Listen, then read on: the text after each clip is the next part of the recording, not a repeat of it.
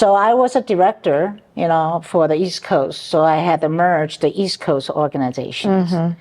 And then 2 years later, they want to merge with the West Coast.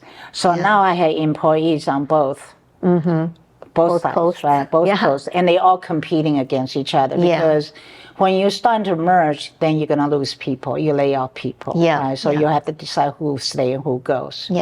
And so then I had to compete for my position to be the director of this merged organization. And of course I won out, and then people were saying, well, the reason why you got it is because you're a woman. Oh, not that action, again. Here we go again. Oh my gosh. And so that kind of went on for a while, but I won. And so I tried to merge the two. And again, I'm known to be the people's boss. But the other part is what's interesting is that the corporate America in that way, in the company, especially you're dealing with the defense industry, really, we sell airplane to defense industry, is that most of the big bosses were all retired military people. Because they think that they have influence in Washington, D.C., they have influence in the military forces, so they can go and get contract, right? I mean, that's the thing, right? That could be another conversation. Right.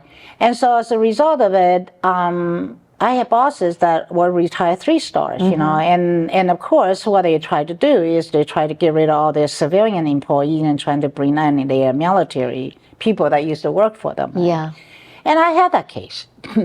But I think what I learned enough, again, is the principle and courage, So I confronted my boss.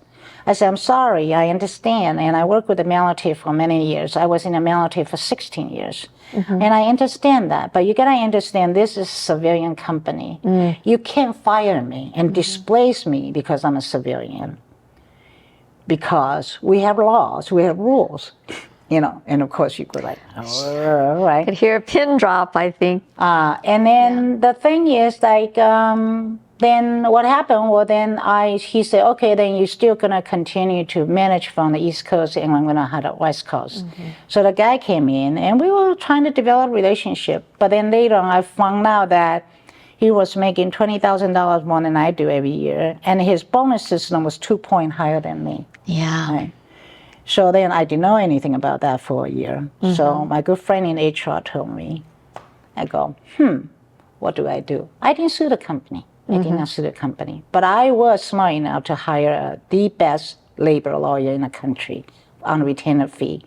And then she, in Oregon, she helped me do the paperwork, we're writing. And at the end of the day, they did. They called him a senior director, and I was a director. I said, why? I have 700 some people, and he only have 400 some people. I have higher revenue requirement. Why am I? So they adjust everything. So everything at the end of the day when I retire, it was all adjusted with back pay.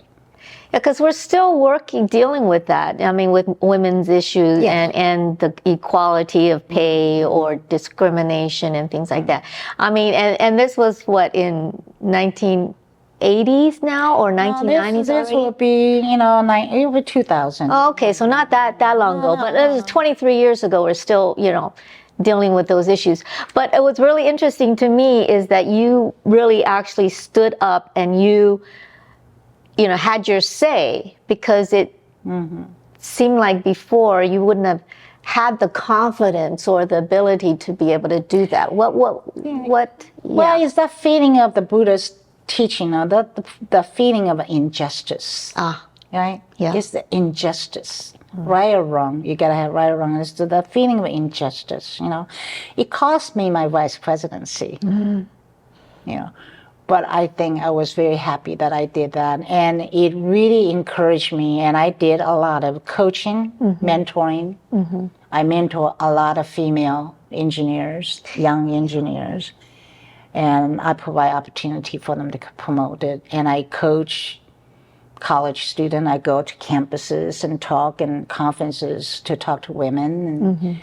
And, so it helped me quite a bit to do that, because I just felt at the time that injustice that I felt was my calling, to do my part. And even if it cost me a big promotion, I think it was worth it.